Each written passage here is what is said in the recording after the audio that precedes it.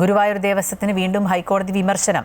കൃത്യമായ വരവ് ചെലവ് കണക്കുകൾ ഓഡിറ്റ് വിഭാഗത്തിന് നൽകാതിരുന്നത് എന്തുകൊണ്ടെന്ന് കോടതി. പാസ്വേഡ് ചോദിച്ചപ്പോൾ ദേവസ്വം ചെയർമാൻ ഓഡിറ്റ് വിഭാഗത്തിനെതിരെ പോലീസിൽ കേസ് കൊടുത്തെന്ന് ഓഡിറ്റർമാർ കോടതിയെ അറിയിച്ചു. വിശദാംശങ്ങൾ അഡ്വക്കേറ്റ് രാജേഷ് നൽകും. രാജേഷ്, കഴിഞ്ഞ ദിവസം തന്നെ ഈ ഓൺലൈനായിട്ട് വരുന്ന വരുമാനങ്ങൾ സംബന്ധിച്ചുള്ള കണക്കുകൾ കൃത്യമായി ലഭിച്ചിട്ടില്ല എന്ന് ഓഡിറ്റർ കോടതിയെ അറിയിച്ചതാണ്. ഇപ്പോൾ അത്തരത്തിൽ കൃത്യമായ നടപടി ഓഡിറ്റർമാർക്ക് ആവശ്യമായ കാര്യങ്ങൾ പോലും ദേവസ്വം ചെയ്തു കൊടുത്തിട്ടില്ല എന്നുള്ള കാര്യമാണ് മനസ്സിലാക്കുന്ന വിവരങ്ങൾ. അതിൽ തീർച്ചയായും അതായത് ദേവസ്വം ഭരണാധികാരികളും ഓഡിറ്റർമാരും തമ്മിൽ ഒരു ശത്രുതയുള്ള രീതിയിലാണ് ഇപ്പോൾ അവരെ പരസ്പരം പഴിചാരുന്ന ഒരു കാഴ്ച ഹൈക്കോടതിയിൽ കണ്ടത്. പ്രധാനമായും ഓഡിറ്റ് വിഭാഗത്തിന് കൃത്യമായ കണക്കുകൾ കൊടുക്കുന്നില്ല. കഴിഞ്ഞ 2-3 വർഷത്തെ സാമ്പത്തിക വർഷത്തെ കണക്കുകളൊന്നും കൃത്യമായി നൽകിയിട്ടില്ല. ഇത് കണക്ക് നൽകാതെ എങ്ങനെയാണ് ഓഡിറ്റ് ചെയ്യുന്നതാണ് ഹൈക്കോടതിയുടെ ചോദ്യം. അപ്പോൾ അത് ഓഡിറ്റർമാർ നുണ പറയുന്നു എന്നുള്ള രീതിയിലാണ് ദേവസ്വത്തിന്റെ ഭാഗത്തുനിന്ന് പറയുന്നത്. എന്നാൽ ഇതൊന്നും നടപ്പുള്ള കാര്യമല്ല. ഇനിയുള്ള കാര്യങ്ങൾ ഹൈക്കോടതി തന്നെ നേരിട്ട് പരിശോധിക്കും.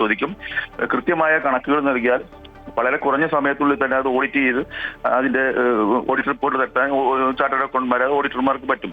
നിങ്ങളിത് കണക്ക് കൊടുക്കാതെ എന്തുകൊണ്ടാണ് ഈ രീതിയിൽ പോകുന്നത്? ഇതൊന്നും അനുവദിക്കാനാവില്ല എന്നുള്ളതാണ് ഹൈക്കോടതിയുടെ നിലപാട്.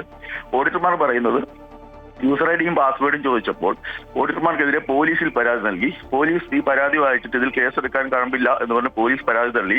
അതേ തുടർന്ന് ചെയർമാൻ ഓഡിറ്റർമാർക്കെതിരെ കോടതിയിൽ സ്വകാര്യ അന്യായം നൽകിയിരിക്കുന്നു എന്നാണ് ഇപ്പോൾ ഓഡിറ്റർമാർ ഹൈക്കോടതി അറിയിച്ചത്. വളരെ ഗുരുതരമായ ഒരു കാര്യമാണ്. കാരണം ഒരു ഓഡിറ്റ് വിഭാഗത്തിൽ കണക്കുകൾ എല്ലാ ഇതിലും സർക്കാർ ഇതിലാണെങ്കിലും ദേവസ്വത്തിലാണെങ്കിലും ഒരു സാധാരണ ട്രസ്റ്റ് പോലെ ഉള്ള ഇതാണെങ്കിൽ പോലും കൃത്യമായി കണക്ക് ഓഡിറ്റ് ചെയ്ത് കണക്ക് സമർപ്പിക്കണം എന്നുള്ളൊരു വ്യവസ്ഥ നിലവിലുണ്ട്.